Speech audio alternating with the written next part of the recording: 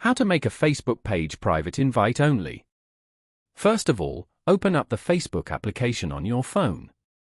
You will then be brought to the Facebook homepage where you can view pages and friends' posts. On this page, go to the bottom panel and tap on Menu. Scroll down and go to Settings and Privacy. Then, tap on Settings. Scroll down to the Audience and Visibility section. Then, go to Page and Tagging. Here, go to Who can post on your page under Viewing and Sharing. Select Only Me. Then, tap on Save below. Now, go to Who can see what others post on your page. Select Only Me. Tap on Save. This means that only you will be able to post and see what others post on your page. After that, turn off that Allow others to share your posts to their story and allow others to view and leave reviews on your page options below.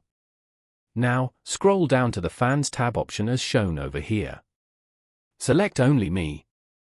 Then, tap on Save below again. This means that only you will be able to see the Fans tab on your page. Following these steps, you can easily make a Facebook page private invite only.